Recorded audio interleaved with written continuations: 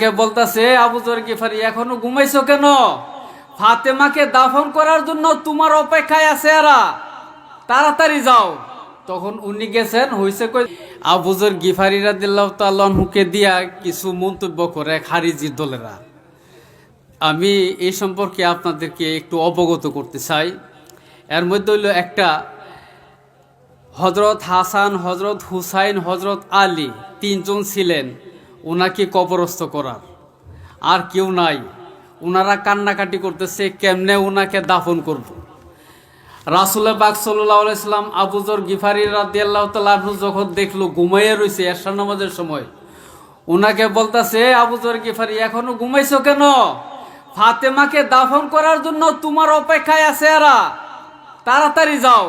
তখন উনি গেছেন, হইছে কয়জন? ৬০ জন।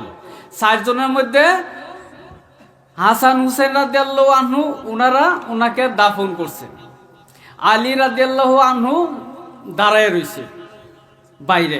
কবরস্থ করার পরে রাসূল পাক সাল্লাল্লাহু আলাইহি সাল্লাম বলতাছে যে রাসূল পাক সাল্লাল্লাহু আলাইহি সাল্লামের কন্যা ফাতেমা রাদিয়াল্লাহু আনহাকে প্রশ্ন করছে মান রাব্বুকা, উনি বলছে রাব্বি আল্লাহ। এরপরে বলছে মান কি বলবে, অর্থাৎ ফাতেমা রাদিয়াল্লাহু আনহা কি বলবে রাসূল পাক সাল্লাল্লাহু আলাইহি সাল্লাম এগুলি বলে গেছেন। বলছে দ্বিতীয়টা বলবে মান দি মাদিনুকা, দিনিয়াল ইসলাম। এরপরে তৃতীয়টা বলবে মান নাবিউকা, উনি উত্তর দিবেন আবুনা, আবিনা, অর্থাৎ আমার পিতা হইল আমার নবী। এরপরে বলছে আপনার জমানার মধ্যে ইমাম কে? কই আমার কবরের মধ্যে দাঁড়ায় রইছে। পরে সুবহানাল্লাহ, কে? উনি হইলেন হযরত আলী রাদিয়াল্লাহু আনহু। আলী রাদিয়াল্লাহু আনহু বলবে হে মাটি, আমি তোমাকে তোমার এখানে কাকে রাখছি জানো? কো জানি। কো তার সাথে কেমন ব্যবহার করবা? কো আমি আরফাকু মিনকা, আমি তোমার চাইতে বেশি বেশি বেশি আদর করব তাকে। সুবহানাল্লাহ। অর্থাৎ মাটি তাকে ছিপ দিবে না, মাটি তাকে ছিপ দিবে না, 40 গজ দূরে থাকবে এই ছিপ। পরে সুবহানাল্লাহ। রাসূল পাক সাল্লাল্লাহু আলাইহি সাল্লাম বলছেন আমি এই ফাতেমার মর্যাদা বলি তোমরা শুনো।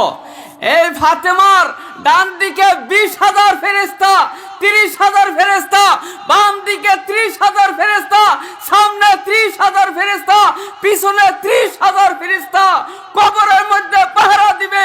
এই দুনিয়াতে থাকাকালীন পাহারা দিবে, এরপরও পাহারা দিবে। পরে সুবহানাল্লাহ। তাইলে কতজন ফেরেশতা? 3-4-12 জন, অর্থাৎ 1,20,000 ফেরেশতা তাকে পাহারা দিবে আর যাইব তাকে আর শাস্তি দিবার জন্য। আর বলছে আমার ফাতেমাকে যে দেখছে তার জন্য জাহান্নাম হারাম, আমার হাসান হুসাইনকে যে দেখছে তার জন্য জাহান্নাম হারাম। উনাদের দ্বারা জাহান্নাম হারাম হইব আর উনারা জাহান্নামে যাইব। এরা প্রশ্ন করব না, এরা হলো বুলেট প্রুফ, আগুনের জন্য জাহান্নামের জন্য বুলেট প্রুফ। উনি যেটা বলছিলেন যে এই যে 12ই রবিউল আউয়াল আমার নবী হলেন বুলেট প্রুফ, যাদের মধ্যে এই 12 ধরনের বিশ্বাস থাকবে এদেরকে কোনোদিন জাহান্নামে আক্রমণ করবে না। সুতরাং আমি আপনাদেরকে বলবো আমরা এদের সৈয়দ বংশের অনুসরণ করব, আর আমরা যারা আছি আহলে সুন্নাতুল জামাতের উপরে অটল থাকব। আল্লাহ তাআলা আমাদেরকে এই তৌফিক দান করতে, সবাই বলি আমিন। আর আমি আপনাদেরকে কষ্ট দিয়েছি, এরপরে আগামীকালের যে সরকার যে সিদ্ধান্ত দিছে এটাই আমরা মাইনে নিছি। এটা না সরকারের সিদ্ধান্তের উপর আমরা আছি, কারণ সরকারের সিদ্ধান্তের বাইরে আমরা যাই না। আমরা জঙ্গি নই, আমরা জঙ্গি নয়। আমরা কথাই বলবো, দলিলে বলবো যে হুজুর বলছেন, দলিল দিয়ে আমাদের কাজ চলবে, সাফাই দিয়ে না, ঠুটের জুড়ে না, থুতির জুড়ে না, দলিলের জুড়ে আমরা আছি ইনশাল্লাহ। আল্লাহ তাআলা আমাদেরকে সেই তৌফিক দান করতো, আর আপনাদেরকে আরামে বসার সুযোগ দিতে পারে না, এই জন্য আমরা দুঃখিত। আর এই দোয়ার পরে আমাদের সভা সমাপ্তি ঘোষণা হবে বা সমাপ্তি হবে। এখন আজকে আমাদের এখানে মুসাফির হিসাবে যেহেতু উনি আছেন, উনি দোয়া করবেন, আমরা আমিন আমিন করব। আল্লাহ তাআলা আমাদের এই দোয়া করতো, সবাই বলে আমিন। আজকের যিনি প্রধানমন্ত্রী আমাদের প্রধান রহমান আল্লামা মুফতি হাসান কলেজ কাছে আমি সংগঠনের পক্ষ থেকে আমরা যারা দীর্ঘদিন ধরে কাজ করেছি এবং যারা টাকা পয়সা দিয়ে জ্ঞান বুদ্ধি দিয়ে অনেক কেউ শরীর হয়েছেন, আমাদের জন্য দোয়া রইল, আপনি আমাদের জন্য দোয়া করবেন।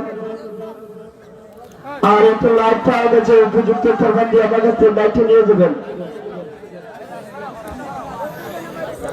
আস্তাগফিরুল্লাহ রাব্বি মিন